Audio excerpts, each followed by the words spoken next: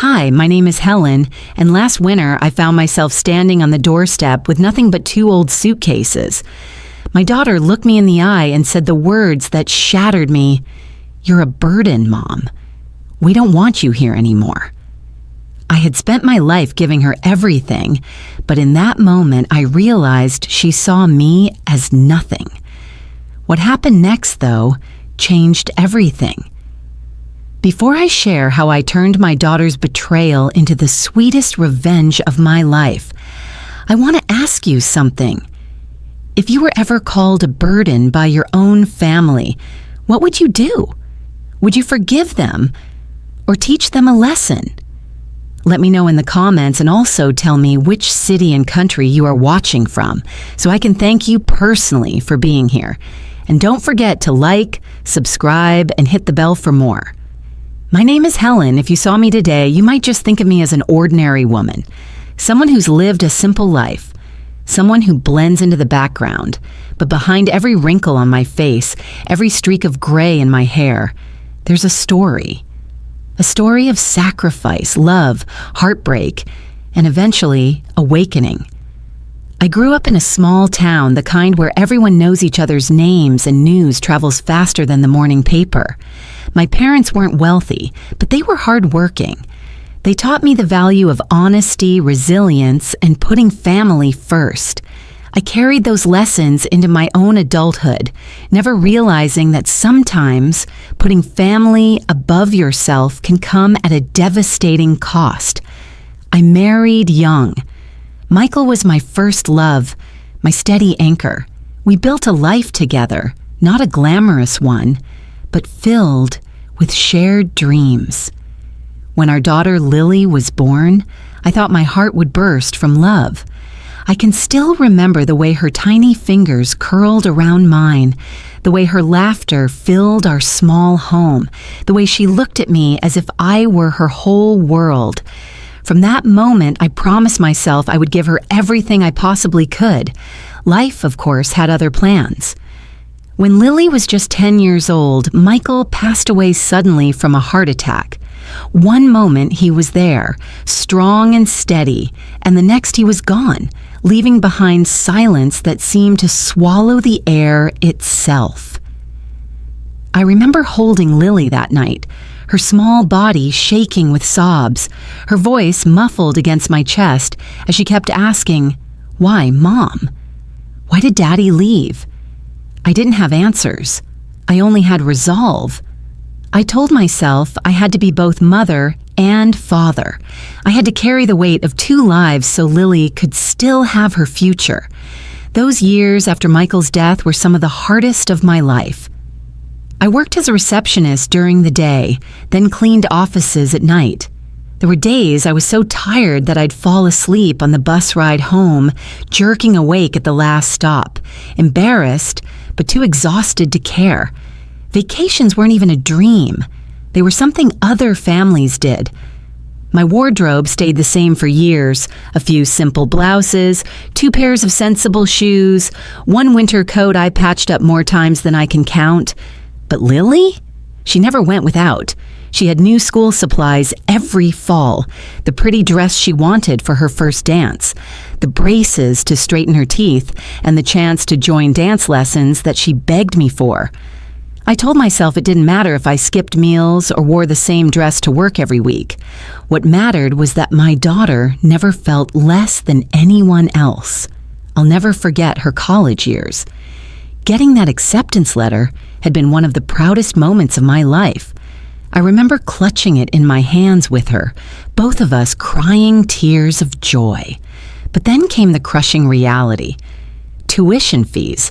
I didn't have the savings. Michael hadn't left behind enough. Still, I couldn't bear the thought of telling Lily no. So I took out a loan. I added weekend shifts. There were nights when I came home, dropped my bag on the floor, and fell asleep sitting at the kitchen table with unopened bills spread around me. But Lily never saw that struggle. I wanted her to believe her dreams were possible, that she could soar without chains pulling her down. When she called me during her second year, Panicked because she wanted to change her major and would need extra classes, I swallowed my frustration and said, "Of course, sweetheart. Do what makes you happy." Inside, I was terrified. Extra classes meant extra money I didn't have. But somehow, I found a way. I remember one winter when she called in tears after her second big breakup. Without hesitation, I scraped together money for a flight, flew across the country, and sat with her in her tiny apartment. We drank tea in mismatched mugs, and I held her while she cried. She told me then, "Mom, I don't know what I'd do without you." I believed her. I wanted to believe that all my sacrifices were building a bond that nothing could ever break. Even after she graduated, the financial help didn't stop. Rent was high in the city, and her first job didn't pay much. I sent money whenever she was short, sometimes pulling from my own retirement fund. When she moved in with Jason, her fiancé, I told myself she was finally building the stable life I'd always dreamed she would have. I imagined holidays together, maybe grandchildren one day, laughter around a dinner table again. But as time passed, something shifted. Lily became more distant. The calls grew shorter. The visits became rarer. When she did call, it was usually about money. A new expense, a little shortfall, something she needed just for now. I gave and I gave, telling myself this was what mothers did. Still, I couldn't ignore the ache. The little girl who used to slip her hand in mine was gone. In her place was a woman who seemed to see me less as a mother and more as a safety net. One memory haunts me. Thanksgiving 2 years ago. I had cooked all her favorites: roasted turkey, sweet potatoes, pumpkin pie. I set the table, lit the candles, waited for her knock. But hours passed, and finally a text came through. "Sorry, Mom, work came up. Maybe next year." I sat at that table alone, staring at the food I had poured my heart into. For the first time, I realized how invisible I had become in my own daughter's life. And yet, even with the loneliness, even with the exhaustion, I never stopped loving her. I never stopped believing that someday she'd look back and see me, really see me, and know what I had done for her. But I was wrong. Because one rainy evening, standing in her living room with my packed suitcases at my feet, I would hear words from her that cut deeper than anything life had ever thrown at me.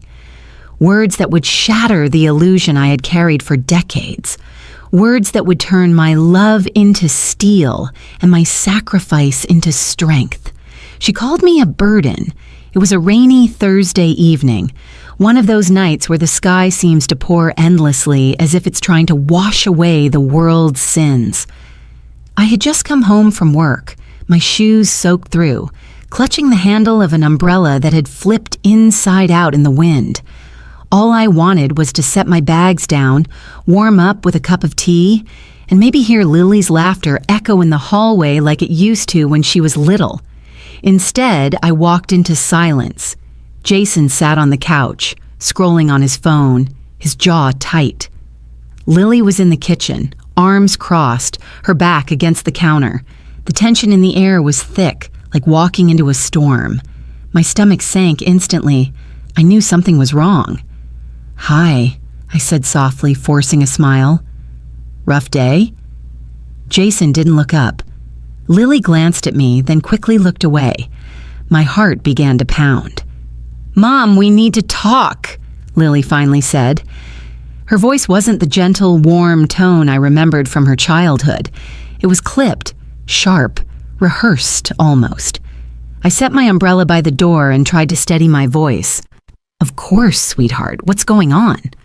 Jason put down his phone and leaned forward, elbows on his knees.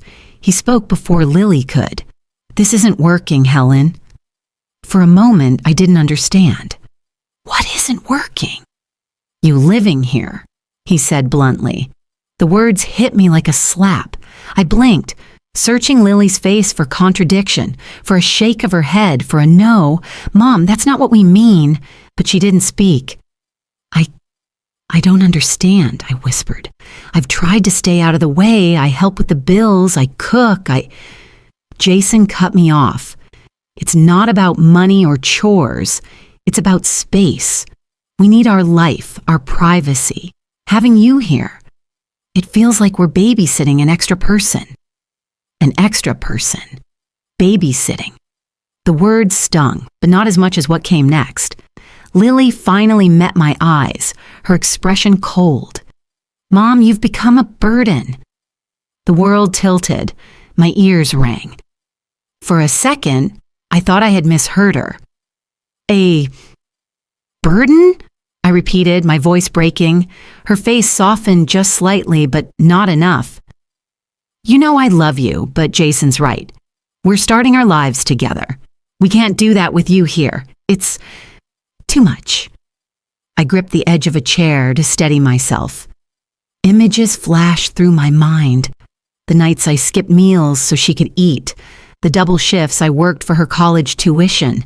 The flights I took when she cried over heartbreak. The years I sacrificed every ounce of myself so she could stand where she was now. And here she stood, calling me a burden. I wanted to scream. I wanted to shake her and make her remember. Instead, I swallowed the lump in my throat and whispered, "After everything I've done for you, Lily, this is what I am to you?" She flinched, but Jason put an arm around her shoulder protectively, as if I were the villain in this story. "We're not saying you're not grateful," he said quickly, "but it's not healthy. You're too dependent. It's time you figure out your own life instead of living through ours." I almost laughed at the cruelty of it. Me dependent. I had built my entire life on independence, only to pour it into my daughter's future. And now, because I needed a place to rest, I was nothing more than dead weight. Tears welled in my eyes, but I refused to let them fall in front of Jason. I turned to Lily. "Is this really how you see me? As someone who doesn't belong in your life anymore?" She hesitated, but then nodded slowly. "I'm sorry, Mom. We can't do this anymore." Silence followed. The kind of silence that swallows whole years of love, years of sacrifice, years of being a mother. Jason finally stood. "We think it would be best if you left by the weekend." My knees nearly buckled. "Left? You want me to move out?" Lily's eyes darted to the floor. "Yes." That was the moment I broke. I didn't shout, I didn't beg. Instead, something inside me hardened, turned cold. I straightened my back, nodded once, and said quietly, "If that's what you want." Then I walked to my room, packed a small suitcase with trembling hands, and forced myself to stay calm. Every fold of fabric felt like a goodbye. Every zipper pulled felt like a betrayal. By the time I wheeled the suitcase back into the living room, Jason and Lily stood together, a united front. I paused at the door and turned back. My voice was steady, but my heart was in shreds. "Lily, remember this moment. Remember it well. Because one day, you're going to realize what it means to throw away the one person who loved you more than life itself." Her eyes glistened, but she said nothing. Jason placed a hand on her shoulder and whispered something I didn't catch. I opened the door, the rain still pouring outside, and stepped out with nothing but my suitcase and the shards of my broken heart. The door closed behind me with a soft click, but to me it sounded like the end of everything I had ever known. That was the night my daughter called me a burden. That was the night she cast me aside like I was disposable. But what she didn't know, what she couldn't possibly have imagined, was that this wasn't the end of my story. It was the beginning of hers. And soon, she would learn a lesson she'd never forget. The rain didn't let up that night. It followed me as I dragged my suitcase down the street, soaking through my coat, dripping into my shoes. I had no destination in mind. Nowhere to go, no plan, no one waiting for me. After all the years of being the one who held everyone else together, I was suddenly untethered. I ended up at a cheap motel on the outskirts of town, the kind with flickering neon signs and rooms that smelled faintly of mildew. I paid cash for one night. The crumpled bills felt like a thin shield against the crushing weight of what had just happened. The man behind the counter barely looked at me as he slid the key across. Room 14. Inside, the room was small, with faded floral curtains and a sagging bed that creaked when I sat down. I placed my suitcase by the door and just sat. The silence was deafening. For years, my life had been filled with the noise of responsibility. Alarm clocks, office phones, my daughter's laughter, even her arguments. But now, just silence. And in that silence, the words echoed again and again. "You're a burden." I pressed my palms against my ears, but it didn't help. Her voice was there, replaying like a broken record. My Lily, my baby, the girl I had poured my soul into, calling me the one thing I had always sworn I'd never be. I curled up on the bed, clutching the thin motel blanket, and finally let the tears come. Hot, bitter tears that soaked the pillow and stung my skin. I cried until I couldn't anymore, until my body ached from sobbing. And then came the memories. I remembered the night Michael died, holding Lily in my arms, promising her she would always have me. I remembered skipping dinners so she could have enough food. I remembered standing outside her dance class, exhausted from work, but smiling when she twirled with joy. I remembered the college bills, the flights, the endless hours of sacrifice.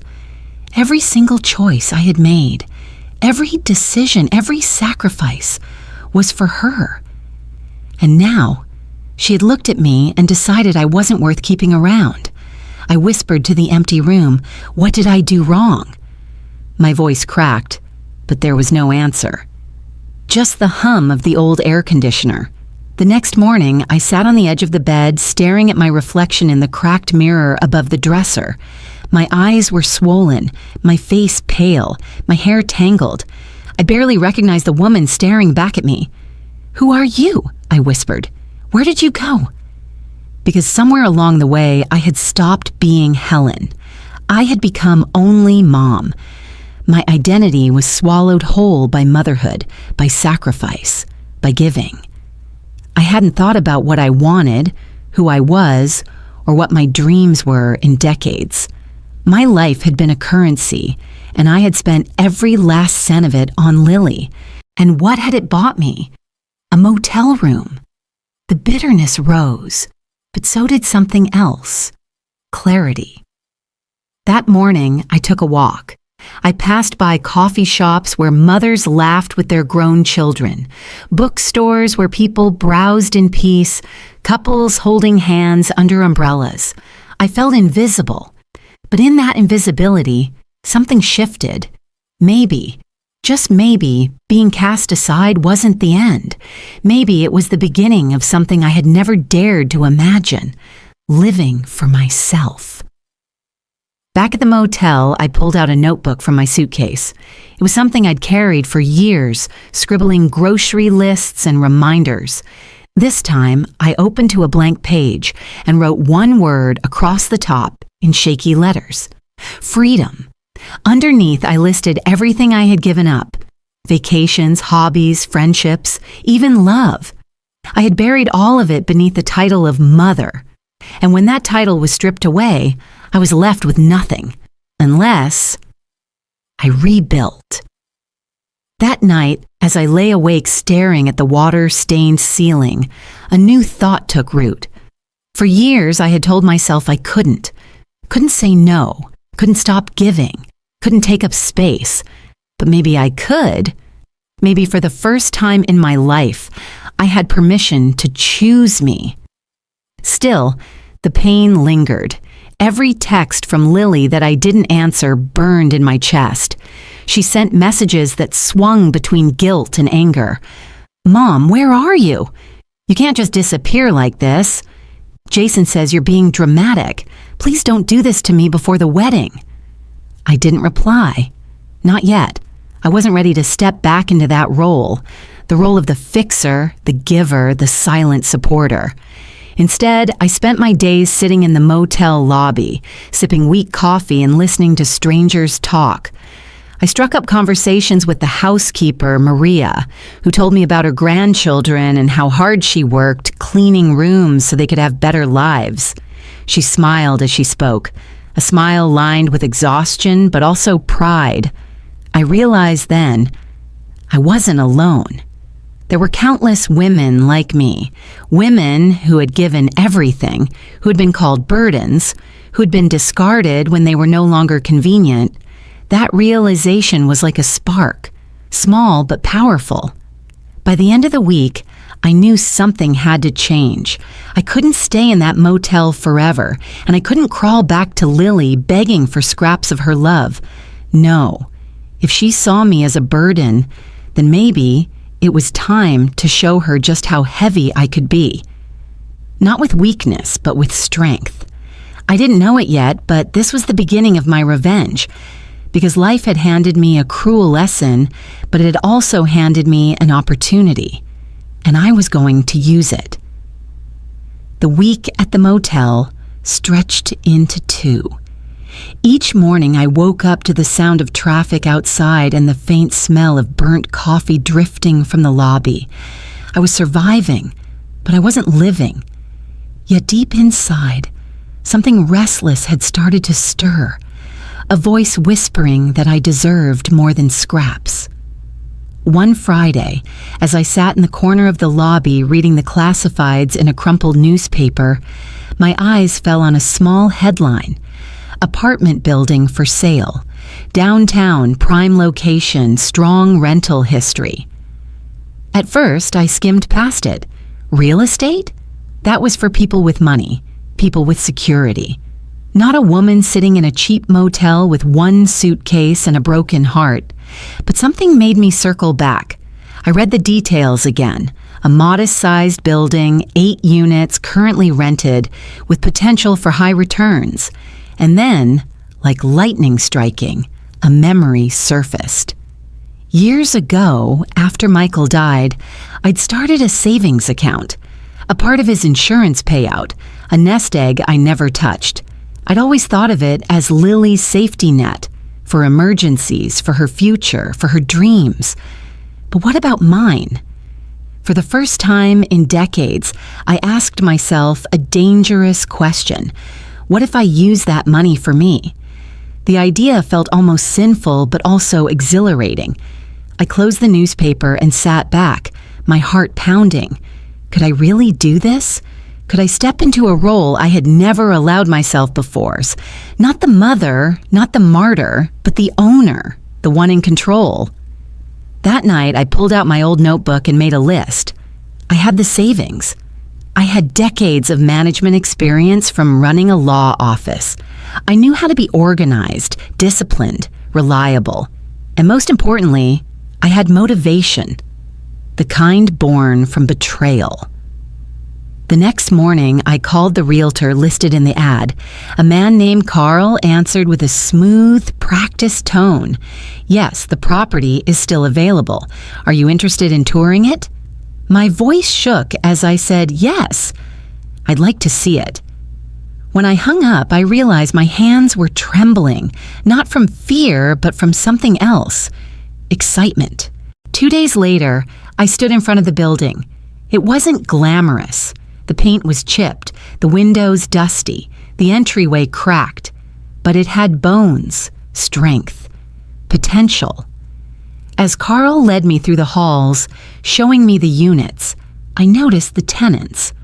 A young mother balancing groceries, an older man watering plants on his balcony, a student lugging textbooks up the stairs. This wasn't just a building, it was a community. And then, fate delivered the twist I never could have imagined. As Carl wrapped up the tour, he handed me a folder of financial records. I glanced at the address on the front page, and my breath caught. This was Lily and Jason's building. Their apartment was on the top floor, Unit 7. I nearly laughed out loud. Of all the properties in the city, of all the investments I could stumble upon, it had to be theirs. The irony was so sharp it almost cut. My daughter and her husband, who had thrown me out like yesterday's trash, were living in a building that was about to be up for sale, and I had the means to buy it. I looked at Carl, who was busy explaining mortgage options, and nodded calmly. "I'll take it." He blinked. "You're serious?" "Dead serious," I said, my voice steady now. For the first time in weeks, I felt a surge of power coursing through me. The process wasn't easy. There were meetings with banks, stacks of paperwork, inspections, negotiations, but I handled it all with a determination that surprised even me. I wore my best clothes, kept my chin high, and reminded myself every step of the way, this is mine. This is my chance. And then, one bright Tuesday morning, I signed the final documents. Just like that, I wasn't Helen the burden anymore. I was Helen the landlord. When the ink dried, I sat in my car and let the tears come. Not the tears of heartbreak this time, but of rebirth. For the first time in years, I wasn't defined by what I had given up. I was defined by what I had claimed. Of course, the sweetest part was yet to come. Within a month, I had the keys. I walked through the building not as a visitor, but as its owner. The tenants greeted me politely, unaware of the personal storm brewing just one floor above. I smiled back, keeping my secret close. That night, I stood outside Unit 7, Lily and Jason's door. My knuckles hovered for a moment before I let my hand drop. No, not yet. Timing was everything. Instead, I returned to my office. My new office, set up in one of the vacant units. I pored over the rental agreements, reviewed the finances, and started planning renovations. The building needed work, and I was ready to invest. But part of my plan was crystal clear. Rents would be adjusted, fairly but firmly. And for Lily and Jason, that adjustment would come as the harshest lesson of all. As I sat there, the night quiet around me, I whispered into the stillness, "You called me a burden, Lily. But soon, you'll learn what a burden really feels like." I leaned back in my chair, a smile playing at my lips. This wasn't just about revenge anymore. It was about reclaiming my power, and I wasn't about to let anyone take it away from me again. The first rent cycle came around faster than I expected. I sat at my desk in the little office I'd set up, reviewing paperwork with a calm smile.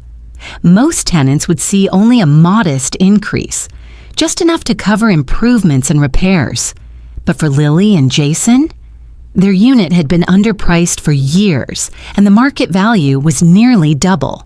With renovations, it justified triple. I drafted the notices carefully, attaching all legal documentation, making sure every word was airtight. I wasn't just acting out of anger, I was acting out of authority. I was their landlord now, and I had every right. When the letters were ready, I slipped each one into its envelope. My hands lingered over Unit 7's notice, the thick paper heavy with unspoken history. For a moment, I almost hesitated. Almost. But then I remembered Lily's words echoing like a cruel drumbeat. "You're a burden." I sealed the envelope. The next morning, I personally delivered the notices. The building was quiet as I climbed the familiar stairs to the top floor. I slid the envelope under their door, pausing just long enough to feel the sharp satisfaction of the gesture. It didn't take long for the storm to break. That evening, my phone rang. I glanced at the screen. Lily. For weeks, I had ignored her calls. This time, I answered. "Mom?" Her voice was sharp, frantic. "What is this? This notice? This has to be a mistake." I kept my tone even. "No mistake. I'm the building's new owner. Rent adjustments were long overdue. All tenants have been notified. There was silence on the line, followed by a choked laugh. You bought our building? Are you kidding me? No, I said simply. I'm not kidding. Jason's voice thundered in the background. Ask her if she's lost her damn mind. Then he shouted directly into the phone. You can't do this. We have rights. You do, I replied calmly. And so do I. Everything I've done is within the law. You'll find that the new rental rate is fair for the area. Fair? Lily's voice cracked with disbelief. Tripled rent? That's not fair. That's insane. We can't afford that. I let a beat of silence stretch before answering. Then perhaps it's time you learn what it feels like to struggle, Lily, to sacrifice. Something I did for decades so you would never have to. Her breath hitched audibly. Mom, you can't be serious. We're your family. A bitter laugh escaped me. Family? Family doesn't throw you out into the street. Family doesn't call you a burden. The line went quiet. For once, she had no answer. The days that followed were filled with tension. I passed them sometimes in the hallway, Jason glaring, Lily avoiding my eyes. They tried everything. Angry notes slipped under my door, calls from Jason's lawyer friend, even a tearful visit from Lily one evening. Please, Mom, she whispered, standing in my office doorway. Her makeup was smudged, her eyes red. We can't do this. Jason's hours were cut at work. We're already behind on bills. If you raise the rent, we'll have to move. Her voice trembled, and for a moment I saw my little girl again.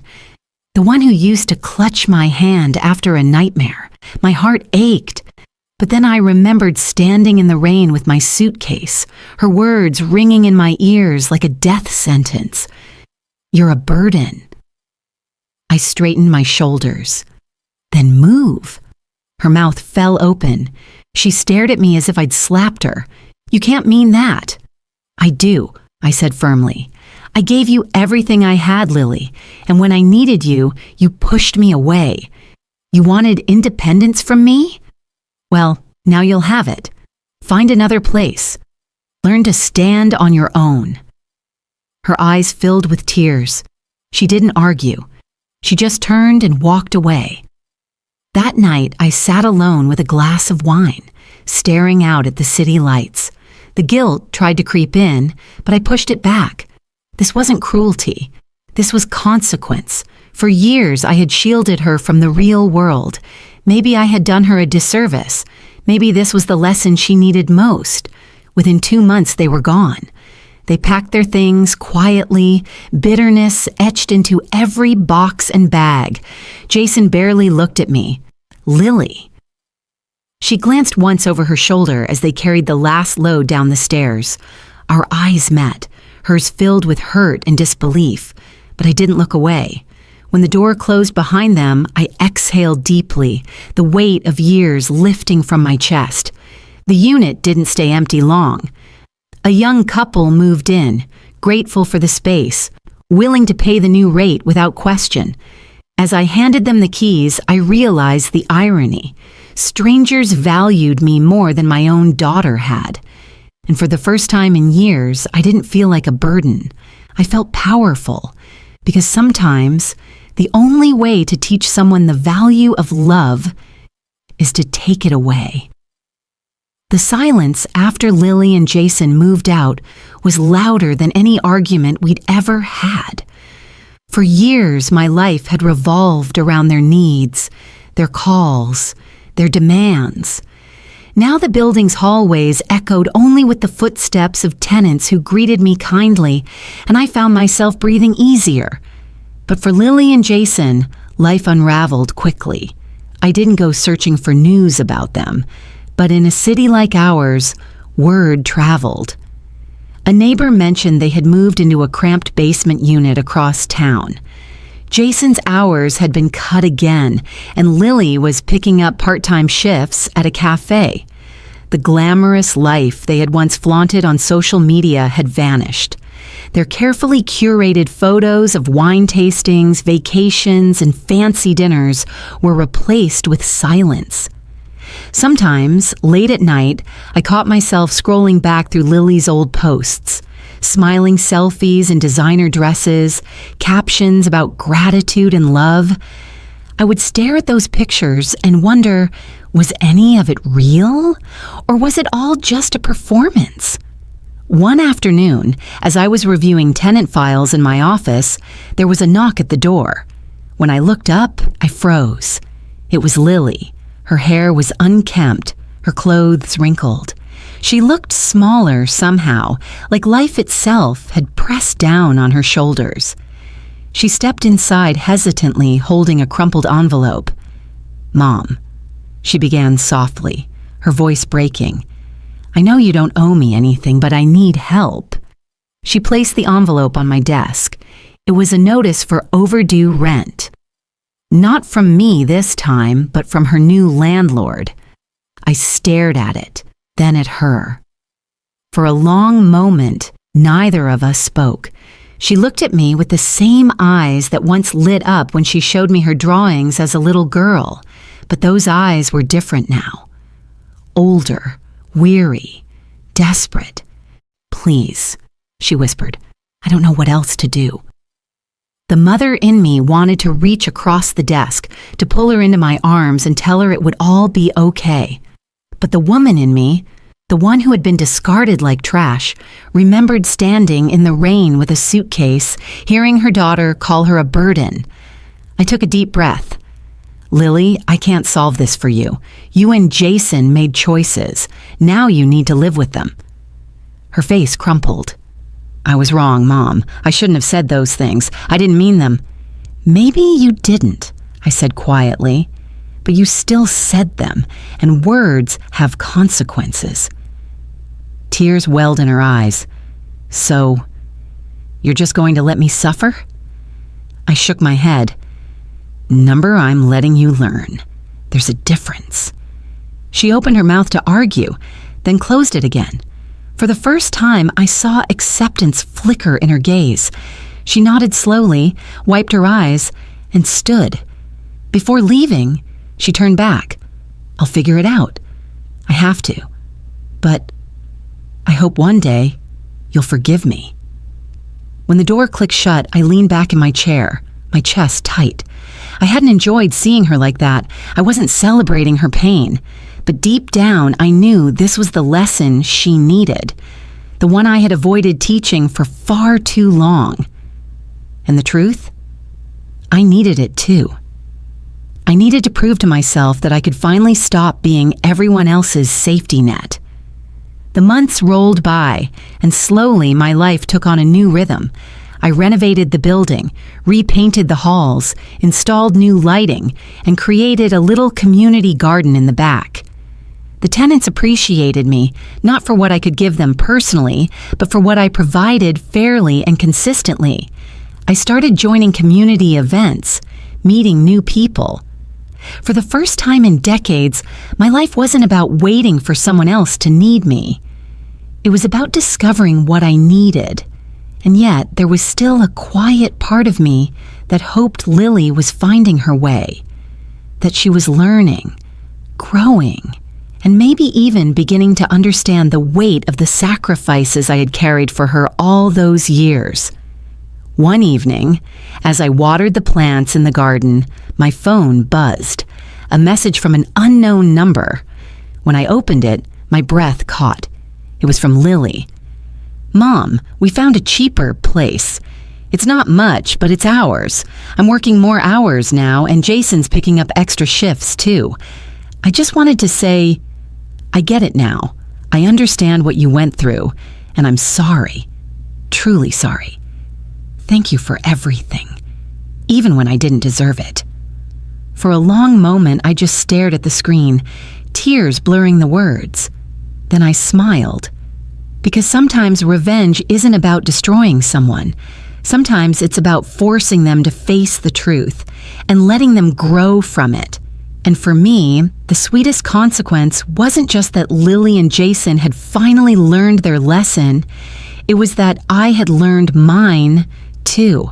I was never the burden. I was the backbone. Life has a way of surprising you when you least expect it. Just a year before, I had been standing in the rain with a suitcase, feeling like I had lost everything: my home, my dignity, my family. Now, here I was, the owner of a thriving apartment building, sipping tea in my sunlit office, finally in control of my own story. For the first time in decades, my days didn't revolve around sacrifice or waiting for someone else's approval. I woke up early, not because I had to, but because I wanted to. I tended to the little garden in the back of the building, greeted tenants by name, and even started baking again. Something I hadn't done since Michael was alive. Simple joys, the kind I had forgotten I deserved. But the most profound change wasn't external. It was internal. I no longer carried that crushing sense of being unwanted or disposable. I realized something vital. Being needed is not the same as being valued. My worth wasn't tied to how much I gave or how many sacrifices I made. It existed simply because I was me. As for Lily and Jason, they eventually settled into their new life. We weren't close again overnight. Scars like ours don't heal with a single apology. But her message about finally understanding, finally seeing me, had opened a door. A small one, maybe, but a door nonetheless. Months later, she invited me to meet her for coffee. We sat across from each other at a quiet cafe, awkward at first, then slowly easing into conversation. She admitted she had been selfish, blind to the years I had poured into her. She admitted Jason had fed her pride, but that ultimately she had made her own choices. "I thought being independent meant pushing you away," she said quietly, stirring her drink. "But I see now that independence doesn't mean forgetting who carried you this far." "I'm sorry, Mom." Her words, though overdue, felt genuine. I reached across the table, placing my hand on hers. "I don't need perfection from you, Lily. I just need respect and honesty. That's all I ever wanted." For the first time in years, she didn't look at me with defensiveness or resentment. She just nodded, tears brimming in her eyes. We didn't solve everything that day, but we started something new. A relationship not built on obligation or money, but on mutual understanding. And that felt like the truest kind of victory. Later that evening, I sat on my porch with a glass of wine, watching the sunset paint the sky in streaks of gold and crimson. The world felt quiet, steady, full of promise. I thought of Michael, of his letter tucked safely in my desk, and whispered a soft thank you. He had believed in me even when I didn't believe in myself. And now, finally, I was living the life he wanted for me. One of dignity, strength, and peace. And I thought of Lily. Maybe one day she would understand fully. Maybe she never would. But that no longer controlled me, because I had found peace not in her validation, but in my own. The truth is, revenge hadn't destroyed me. It had rebuilt me. It wasn't about cruelty or punishment. It was about reclaiming my power and showing my daughter that love without respect is not love at all. I wasn't a burden. I was a survivor. And that, I knew, was a lesson she would never forget. And that, my friends, is how I went from being called a burden to becoming the one in control of everything. Life has a strange way of showing us who truly values us, and who only values what we can give them. Sometimes, the hardest but most powerful thing you can do is draw a line and say, enough. Now, I want to hear from you. Have you ever been in a situation where someone you loved made you feel like a burden, like you didn't matter? How did you handle it? Did you forgive them, or did you stand your ground and show them your worth? Share your story in the comments below. Your words might just help someone else going through the same struggle. And if this story resonated with you, don't forget to hit that like button, subscribe to the channel, and share this video with a friend who needs to hear it. Because at the end of the day, these stories aren't just mine. They belong to all of us who have fought to be seen, respected, and valued. Remember, you are not a burden. You are stronger than you think.